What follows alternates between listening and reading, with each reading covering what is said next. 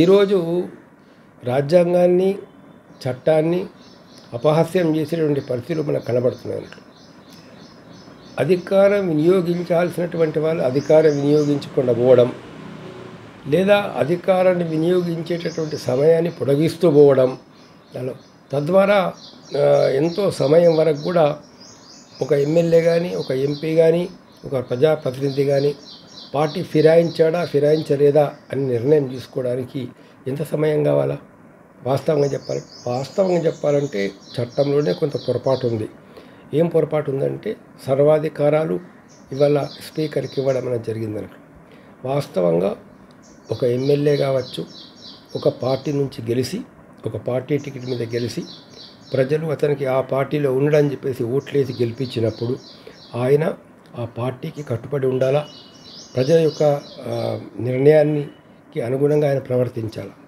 అలాంటిది ఏదో లాభాన్ని ఆశించి లేదా అధికార పక్షం వాళ్ళు ఇచ్చే ప్రలోభాలకు లొంగిపోయి ఏదో పదవి వస్తుందని చెప్పేసి కోరుకొని పార్టీలు మారడం అనేటువంటి సరైనటువంటి పద్ధతి కాదు. అది ఎంత మాత్రం నైతికం కాదు, అది ఎంత మాత్రం లీగల్ కూడా కాదు. అలాంటప్పుడు పార్టీ మారాడు, ఇంకో దగ్గరికి వెళ్ళాడు, కండువ కప్పుకున్నాడు, పత్రికల్లో వచ్చింది, టీవీలో వచ్చింది, ఆయన స్వయంగా ఏతుందో నేను ఫోటోలు దిగి కండువాలు కప్పుకొని ఫోటోలు దిగిన తర్వాత మళ్ళీ అతడు పార్టీ మారలేదా అనేటటువంటి యొక్క సత్యం వాస్తవం అయితే ఉందో అది నిర్ణయం చేయాల్సిన అవసరానికి పెద్ద సమయం అనేది పట్టాల్సిన అవసరం లేదు. ఒక్క నిమిషంలో కొద్దిసేపట్లోనే ఆ విషయాన్ని మనం నిర్ణయం చేయొచ్చు. మరి పార్టీ ఫిరాయించారనేటువంటి ఒక ఫిర్యాదులు వచ్చినప్పుడు దాన్ని స్పీకర్కు అధికారం ఇచ్చారు. వాస్తవంగా చెప్పాలంటే స్పీకర్కి అధికారం ఇచ్చే బదులు ఏ కోర్టుకో ఒక ట్రిబ్యునల్కో కనుక అలాంటి అధికారం ఇచ్చినట్లయితే చాలా బాగుండేది అందులో. లేదా ఒక చిన్న కమిటీ అనేటువంటిది ఒకటి వేసి ఆ కమిటీ వెంటనే ఒక 2 నెలల్లో 3 నెలల్లో తీర్మానం చేయాలనే విధంగా చట్టం ఉంటే ఎంతో ఉపయోగకరంగా ఉండేది. లేదు, స్పీకర్కు అధికారం ఇచ్చినప్పటికీ కూడా స్పీకర్ తన యొక్క అధికారాన్ని ఒక 2 నెలలను 3 నెలలను ఆయన తీర్పు చెప్పాలి అనే విధంగా చట్టంలో కనుక ఉన్నట్లయితే ఇలాంటి అవకతవకలు జరగడానికి అవకాశం ఉండేది కాదు. చట్టంలో ఏముంది? స్పీకర్ తన విచక్షణ అధికారాన్ని ఉపయోగించి తీర్పు చెప్పాలా. ఏంటిది విచక్షణాధికారం అంటే? విచక్షణాధికారం అంటే సంవత్సరాల తరబడి దాన్ని పెండింగ్లో పెట్టడం విచక్షణాధికారము.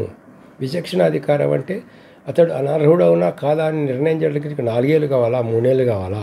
అంటే గతంలో స్పీకర్ ఎట్లా చేశారు కాబట్టి, గత ప్రభుత్వం ఆ విధంగా చేసేది కాబట్టి మేము కూడా దాన్నే ఫాలో అవుతామని చెప్పేసి చెప్పడం అది ఎంత మాత్రం సమంజసం కాదు, ఎంత మాత్రం అది విచక్షణతో మాట్లాడుతున్నటువంటి ఒక మాటలు కూడా కావు. కాబట్టి ఇవాళ సరే కోర్టు ఇవాళ ఏంటంటే ఈ శాసనసభ వ్యవహారము, స్పీకర్ వ్యవహారం, స్పీకర్ దీని మీద ఒక నిర్ణయం తీసుకోవాల్సిందే. మేము స్పీకర్కు ఇట్లా నిర్ణయం అట్లా నిర్ణయం తీసుకుని చెప్పే అధికారం మాకు లేదు అని చెప్పవచ్చు. కానీ రీజనబుల్నెస్ అనేది ఒకటి ఉంటుంది. అంటే విచక్షణ అనేటటువంటిది ఎంతకాలంలో ఉపయోగించాలా? మరి విచక్షణ ఉపయోగించడానికి ఒక టైం పరిమితి ఉంటుందా లేదా? అంటే నువ్వు విచక్షణను కూడా ఒక 2 నెలల్లో 3 నెలల్లో నువ్వు తీసుకోవడం లేదంటే మీకు విచక్షణ లేని కిందికి అర్థం. విచక్షణ లేదనే అర్థం. నువ్వు లేదా నీ అధికారాన్ని ఉపయోగించడం లేదు అనే అర్థం. ఎందుకు ఉపయోగించడం లేదు అంటే అక్కడ నీ స్వార్థపర రాజకీయాలు పనిచేస్తున్నాయి. అంటే నీ డ్యూటీని స్పీకర్ తన డ్యూటీని చట్టపరంగా ఆయన డ్యూటీ చేయడం లేదు, తన కర్తవ్యాన్ని నిర్వహించడం లేదు, చట్టాన్ని ఆయన ఫాలో కావడం లేదు.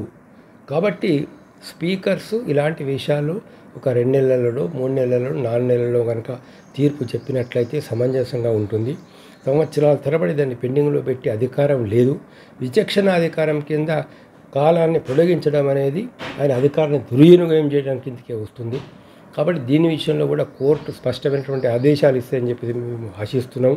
లేదా కనీసం అబ్జర్వేషన్స్ చేసి విచక్షణ అధికారం అంటే ఏంటిదో, ఎంతకాలంలో స్పీకరు తన నిర్ణయాన్ని ప్రకటించాలో అది కూడా కోర్టు స్పష్టంగా చెప్తే చాలా బాగుంటుందని చెప్పి ఆలోచిస్తున్నాం. అదిగాక ప్రజలు కానీ మేధావులు కానీ ఆలోచించే వాళ్ళు కానీ ఎలాంటి చర్యలు ఎంతమాత్రం అప్రిషియేట్ చేయరు, ఎంతమాత్రం దీన్ని అంగీకరించరు. ఇది సరైనటువంటి ఒక పద్ధతి కాదు. కాబట్టి మేము స్పీకర్స్తో ఒక విజ్ఞప్తి చేస్తున్నాం.